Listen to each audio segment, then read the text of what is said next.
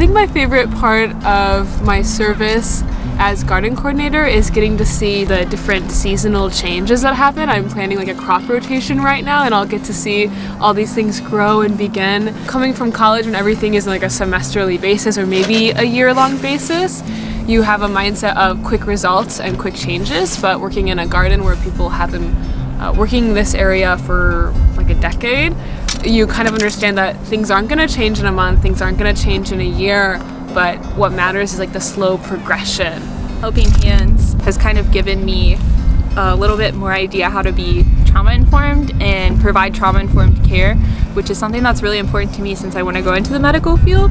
I think my favorite service memory was in October, which is Domestic Violence Awareness Month, and I got all my coworkers to walk around downtown Hood River with me, and we hung up purple ribbons on all the light posts with quotes from different survivors to spread more awareness. I think my favorite was fairly recently. We did our first virtual tour of the museum with a third grade class. Like, it went off perfectly. Like we stressed about it for weeks, and like everything went off great. The History Museum has given me a new appreciation for, I guess, like what it means to collect stories and what like your role as a story collector is like. Because the schools are closed, a lot of the kids would really enjoy coming to the garden. It was like their only socialization was me. Just knowing that I was able to give some kind of like social time to them and be someone who's not their parents to listen felt really nice and was unexpected in a garden context. I think my favorite part of my service here has been the people that I've met. You have to go in with an open mind. I think what makes our community work is that we're all like willing to try to make it work. Kind of get creative with community get creative, events. yeah. Most recently, we actually painted along with Bob Ross. Okay, so right at that spot right there, Michaela and I were in a canoe, it was an inflatable canoe, and it sunk.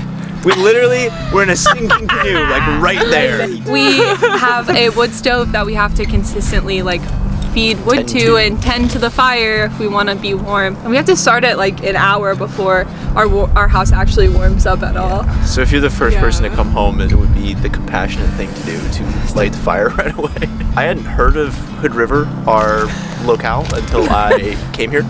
And so I was pretty unsure of what it was going to be like. I think the advice I would give is that if you're going to do it, you really got to do it. You just got to commit. There's no, like, don't be lukewarm about any, like, lukewarm's not going to work.